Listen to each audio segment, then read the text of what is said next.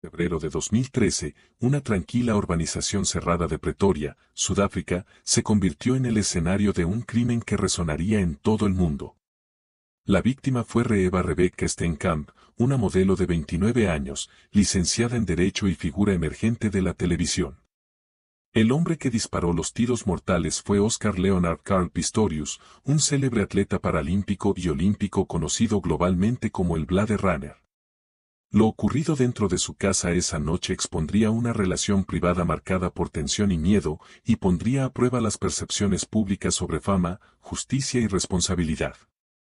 Para entender cómo se llegó a esa noche, es necesario comprender quién era Reeva Steenkamp, quién era Oscar Pistorius y que unió sus vidas en los meses previos a su muerte.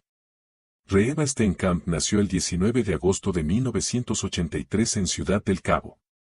Amigos y familiares la describían como inteligente, decidida y profundamente compasiva.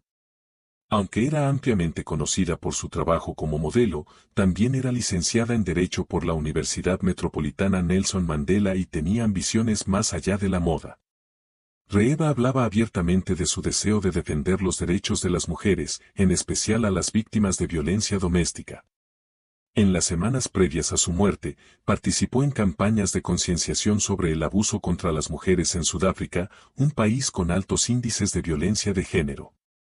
Quienes la conocían la describían como cálida pero independiente, ambiciosa y con los pies en la tierra. Mantenía relaciones cercanas con sus padres, June y Berry Steenkamp, y con un círculo de amigos que más tarde la describieron como cauta en el amor pero esperanzada. A finales de 2012, Reeva conoció a Oscar Pistorius. Su relación avanzó rápido y atrajo atención mediática casi de inmediato debido a la fama internacional de Pistorius. Oscar Pistorius nació el 22 de noviembre de 1986 en Sandton, Johannesburgo. A los 11 meses, ambas piernas le fueron amputadas por debajo de la rodilla debido a una condición congénita. Con prótesis de fibra de carbono, se convirtió en uno de los atletas más reconocibles del mundo. Para 2012, había competido en los Juegos Paralímpicos y en los Juegos Olímpicos de Londres, siendo el primer doble amputado en hacerlo. Fue celebrado como símbolo de resiliencia, determinación y superación. En público, Pistorius proyectaba confianza y carisma. En privado, relatos de amigos, exparejas y posteriores testimonios judiciales describieron una personalidad más volátil. Poseía varias armas de fuego, expresaba un miedo constante al crimen y vivía bajo alta seguridad en la urbanización Silver Woods de Pretoria. La historia de violencia del país moldeó su visión, pero también alimentó una ansiedad permanente que luego sería central en su defensa. Cuando conoció a Reeva Steenkamp, Pistorius estaba en la cima de su fama pero bajo enorme presión. Patrocinios, expectativas públicas y disputas legales sobre su elegibilidad deportiva pesaban sobre él. Reeva entró en su vida en ese periodo turbulento y, aunque la relación parecía glamurosa desde fuera, ya mostraba señales de tensión. En las semanas previas a febrero de 2013, mensajes de texto y testimonios posteriores revelaron un aumento de conflictos entre la pareja. Reeva expresó sentirse controlada y asustada por el temperamento de Pistorius. Escribió sobre discusiones marcadas por celos y posesividad y sobre momentos de dolor emocional. Estos mensajes, presentados más tarde en el juicio, serían clave para entender el clima emocional de la relación. El 13 de febrero de 2013, Reeva viajó a la casa de Pistorius en Pretoria. Al día siguiente era San Valentín, una fecha asociada al afecto y la celebración. Esa noche, la pareja asistió a una cena con amigos. Testigos dijeron que parecían normales en público, aunque algunos notaron momentos de tensión. Tras regresar a la casa, quedaron solos. La vivienda de Pistorius era moderna y de varios niveles, dentro de una urbanización cerrada con muros altos, cercas eléctricas y seguridad armada. El dormitorio estaba en la planta superior, con un baño adjunto y un cubículo de inodoro separado por una puerta. Pistorius mantenía cerca una pistola para Bellum de 9 milímetros cargada, como solía hacer. Al avanzar la noche hacia la madrugada, el ambiente dentro de la casa quedó en silencio. Lo que ocurrió después se convertiría en la pregunta central de uno de los juicios más seguidos de la historia reciente. Reeva Steenkamp no saldría viva de la casa. recibiría múltiples disparos a través de una puerta de baño cerrada con llave. La explicación de Oscar Pistorius, que creyó que había un intruso, sería examinada por investigadores, expertos y, finalmente, por un tribunal. Al momento de su muerte, Reeva estaba completamente vestida, descalza y había llevado su teléfono al baño. Hallazgos forenses demostraron después que estuvo viva y consciente durante parte del ataque. Estos detalles, desconocidos al inicio, serían cruciales para reconstruir sus últimos momentos. La noticia del tiroteo se difundió rápidamente el 14 de febrero de 2013. Al principio se informó como un trágico accidente, pero la narrativa cambió al surgir pruebas. La imagen de un atleta mundialmente famoso, antes celebrado por superar limitaciones físicas en el centro de una investigación por homicidio, conmocionó al público.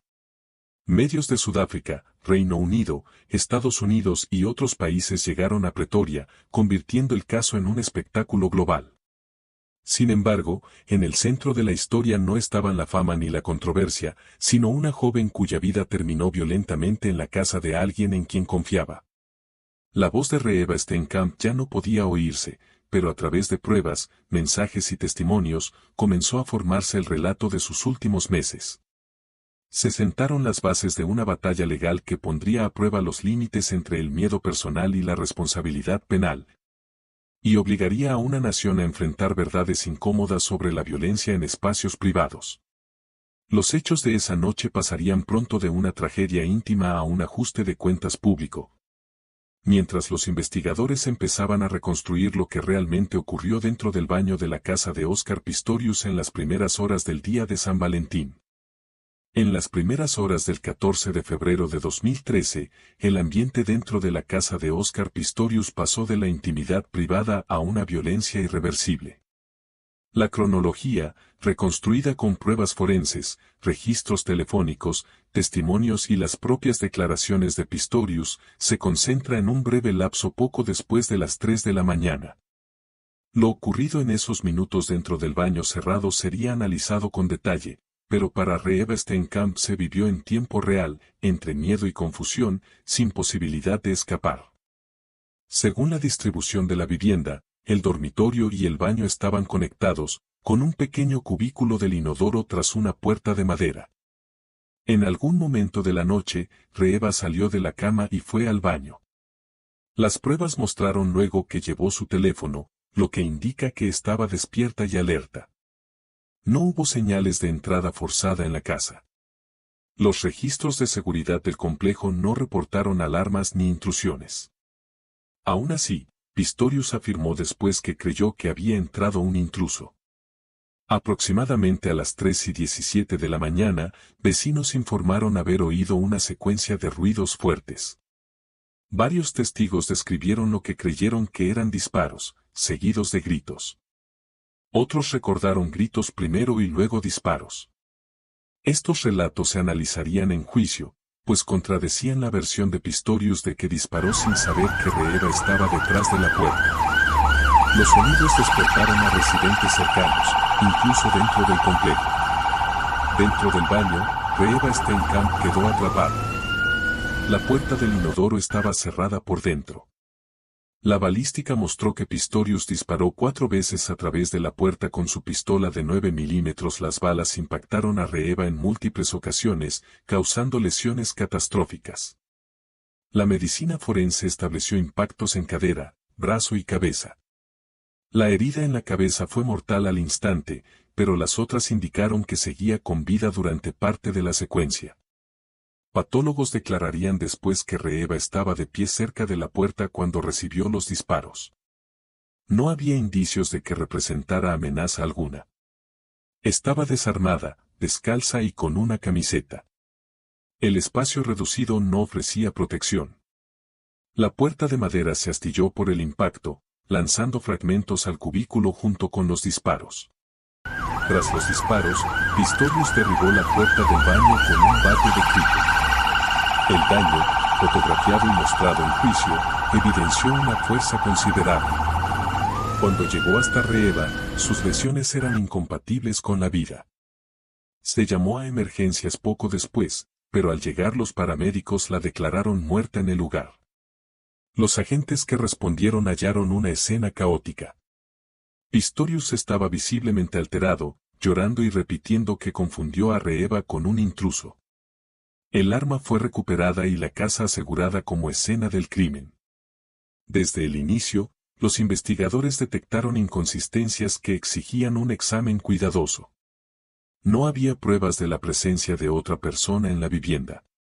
Con el amanecer en Pretoria, la gravedad de lo ocurrido se hizo evidente. El cuerpo de Reeva Steenkamp fue retirado y su muerte registrada oficialmente como homicidio. La noticia se difundió rápido, con informes iniciales que la presentaban como un trágico error. Sin embargo, en pocas horas, la policía confirmó que Pistorius había sido arrestado por sospecha de asesinato. La investigación reveló detalles de las últimas horas de Reeva. Los registros telefónicos mostraron actividad poco antes del tiroteo, lo que contradijo que estuviera dormida. Sus últimos mensajes a amigos reflejaban tensión emocional en la relación, aunque también expresaban esperanza de reconciliación por San Valentín. Estos fragmentos ofrecieron una mirada a su estado de ánimo y subrayaron lo abrupto del final. La brutalidad del ataque, el número de disparos y el hecho de que se efectuaran a través de una puerta cerrada plantearon preguntas inmediatas. Los investigadores se centraron en la secuencia: tomar el arma, disparar varias veces y no verificar quién estaba detrás de la puerta. Estos elementos formarían la base del caso de la acusación. Para Reeva, la experiencia en ese baño fue breve pero aterradora. Las pruebas sugieren que tuvo tiempo de reaccionar, oír el primer disparo y comprender lo que ocurría. El espacio reducido amplificó el ruido y la violencia. No hubo oportunidad de hablar, explicar o huir. Sus últimos instantes estuvieron marcados por el miedo repentino y una fuerza abrumadora. Mientras la policía concluía el trabajo inicial, la imagen pública de Oscar Pistorius comenzó a resquebrajarse. El atleta que inspiró a millones enfrentaba ahora acusaciones que exigían una rendición completa de cuentas. Las autoridades sudafricanas subrayaron que la fama no alteraría el proceso. El caso avanzaría por pruebas, no por reputación. Al finalizar el 14 de febrero de 2013, el nombre de Reeva Steenkamp ya estaba ligado a un debate más amplio sobre violencia doméstica, responsabilidad y los peligros en espacios privados. Su muerte dejó de ser solo una tragedia personal, se convirtió en un caso penal que pronto llegaría a los tribunales, donde cada instante de esa noche sería reconstruido y cuestionado. El tiroteo en el baño marcó el punto de no retorno de la historia. Desde entonces, el foco pasó de lo ocurrido entre dos personas a puerta cerrada a cómo el sistema de justicia determinaría la responsabilidad por la muerte de Reeva Steenkamp, a partir de pruebas marcadas por sangre, impactos de bala y preguntas sin respuesta. En los días posteriores a la muerte de Reeva Steenkamp, el foco pasó del impacto inicial del tiroteo a una investigación minuciosa. La policía sudafricana tuvo que reconstruir las últimas horas dentro de la casa de Oscar Pistorius, apoyándose en ciencia forense, testimonios y registros digitales para determinar si fue un error trágico o un acto criminal.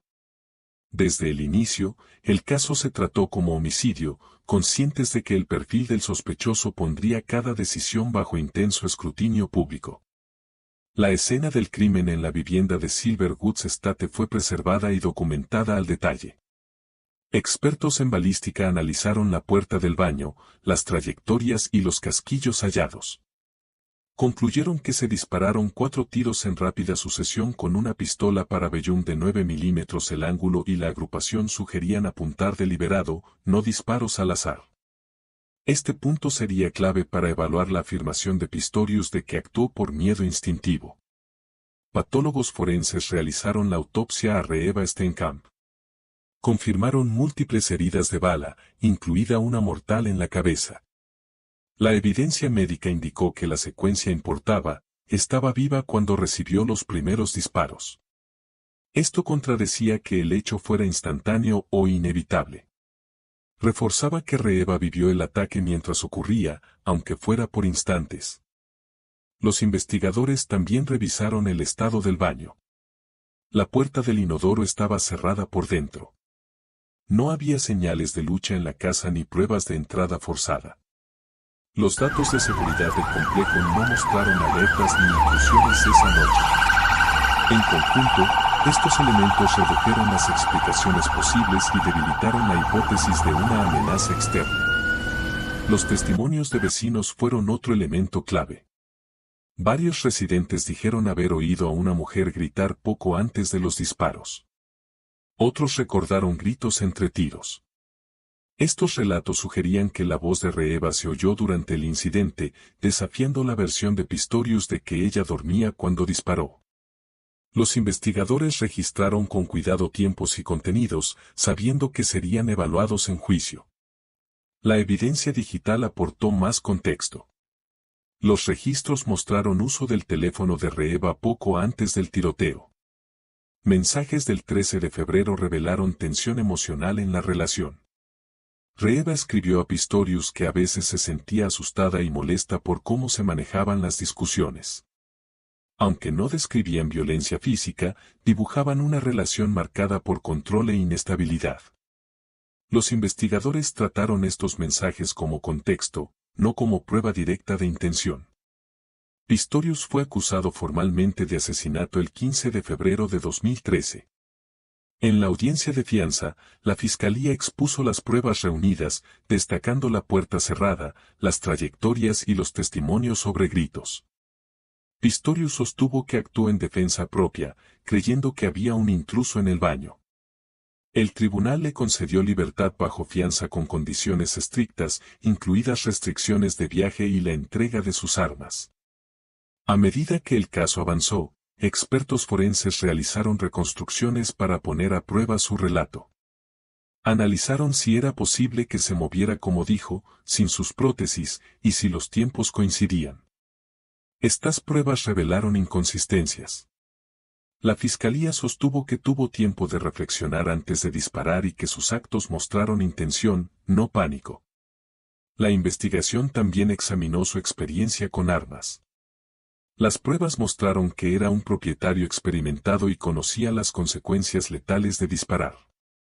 La fiscalía argumentó que ese conocimiento debilitaba la idea de un miedo irreflexivo. Subrayaron que disparar varias veces a un espacio reducido, sin confirmar un objetivo, fue una decisión consciente con resultados previsibles. Durante toda la investigación, Reeva Steenkamp se mantuvo en el centro del relato de la acusación. Sus movimientos, mensajes y últimos momentos fueron documentados para que su experiencia no quedara eclipsada por la fama del acusado. Los investigadores reconstruyeron sus acciones con la misma precisión que la evidencia física, reconociendo que ya no podía hablar por sí misma. Cuando el juicio comenzó en marzo de 2014 en el Tribunal Superior de Pretoria, la investigación había reunido un cuerpo probatorio amplio. La sala se convirtió en un escenario global, transmitido en directo y seguido por millones. Declararon expertos en balística, patología, acústica y psicología. Cada prueba se examinó no solo por su valor factual, sino por lo que revelaba sobre intención, percepción y responsabilidad. La fiscalía sostuvo que el conjunto de pruebas indicaba culpabilidad, una puerta cerrada, varios disparos, gritos oídos por vecinos y un patrón de control. La defensa respondió con argumentos de ansiedad, miedo al crimen y la creencia genuina de un intruso. El tribunal tuvo que sopesar estas versiones frente a los hechos objetivos. Al presentarse por completo los hallazgos, la muerte de Reeva Steenkamp quedó más clara, aunque no menos trágica. El proceso convirtió fragmentos de prueba en un relato coherente, que buscaba responder no solo cómo murió, sino por qué. El resultado de este examen determinaría pronto cómo la ley interpretaría los actos de Oscar Pistorius y cómo se definiría la justicia en un caso observado por el mundo. El 12 de septiembre de 2014, tras meses de testimonio y argumentos exhaustivos, el Tribunal Superior de Pretoria dictó su primer veredicto. La jueza Tokosile Masipa declaró a Oscar Pistorius no culpable de asesinato premeditado, pero lo condenó por homicidio culposo, equivalente al homicidio involuntario en Sudáfrica.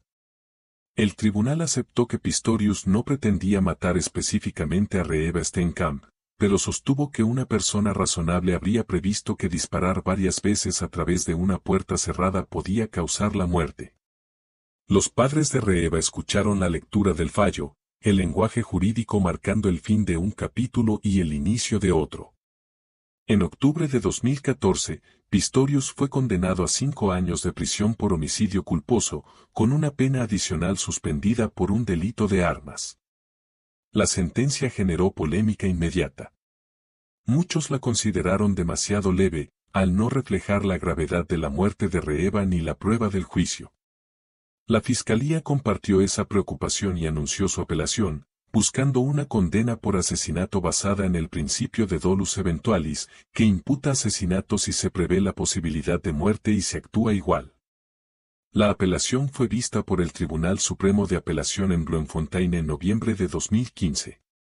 Este tribunal no reabrió relatos emocionales de miedo o celebridad, sino que se centró en el razonamiento jurídico y la evidencia. En su fallo, emitido el 3 de diciembre de 2015, anuló la condena por homicidio culposo y la sustituyó por asesinato. Los jueces concluyeron que Pistorius debió prever que quien estuviera detrás de la puerta probablemente moriría por sus actos y que su intención alcanzaba a la persona disparada, sin importar su identidad. Esta decisión marcó un giro decisivo en la comprensión legal del caso. Afirmó que el miedo subjetivo no exime de responsabilidad cuando se usa fuerza letal sin justificación. Para la familia de Reeva Steenkamp, supuso un reconocimiento de que su muerte fue plenamente considerada un homicidio ilícito por la ley.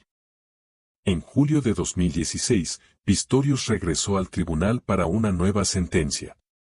La jueza Masipa impuso 6 años de prisión por asesinato, citando factores como su discapacidad y el tiempo ya cumplido. De nuevo, la pena recibió críticas generalizadas. La fiscalía apeló por segunda vez, alegando que no reflejaba la gravedad del delito ni el interés de la justicia. En noviembre de 2017, el Tribunal Supremo de Apelación dictó su decisión final sobre la pena. Aumentó la condena a 13 años y 5 meses de prisión, señalando que la anterior era escandalosamente leve. El fallo subrayó que Reeva Steenkamp era una víctima vulnerable, atrapada tras una puerta, y que la ley exigía una pena con efecto disuasorio y rendición de cuentas. Con esta decisión, el proceso legal llegó a su fin. Oscar Pistorius regresó a prisión para cumplir el resto de su condena. Su caída de icono deportivo internacional a asesino condenado quedó completa, pero el tribunal dejó claro que el caso nunca trató de fama. Trató de actos, consecuencias y una vida perdida. Más allá del tribunal, el legado de Reeva Steenkamp siguió vigente. Sus padres, June y Berry Steenkamp, hablaron públicamente de su dolor y de su determinación por honrar su memoria. Crearon fundaciones y apoyaron campañas contra la violencia de género, usando su historia para impulsar cambios. Así, reformularon su identidad pública no como una víctima definida por su muerte, sino como una mujer cuya vida y valores merecían reconocimiento. El caso también forzó una reflexión más amplia en Sudáfrica y fuera de ella. Mostró cómo la violencia puede ocurrir en espacios privados, oculta tras muros y reputaciones. Cuestionó ideas sobre el miedo, la masculinidad y el uso de armas. Para muchos, el juicio destacó la importancia de atender a la evidencia por encima de relatos moldeados por estatus o simpatía. Años después del veredicto, los detalles de aquella noche de febrero de 2013 siguen siendo difíciles de afrontar. Reeva Steenkamp tenía 29 años, con planes, ambiciones y un futuro que terminó abruptamente en un baño cerrado. La ley habló en su nombre, asignando la responsabilidad donde correspondía, pero no pudo devolver lo perdido. La historia no concluye con cierre, sino con reflexión. La muerte de Reeva recuerda que la rendición de cuentas es esencial, aun cuando las circunstancias sean complejas y las emociones intensas. Su voz fue silenciada, pero a través del proceso legal su experiencia fue reconocida, examinada y afirmada. Al final, la medida de la justicia no estuvo en los titulares ni en la atención global, sino en la aplicación cuidadosa de la ley a la evidencia y en el reconocimiento duradero de una vida que importó.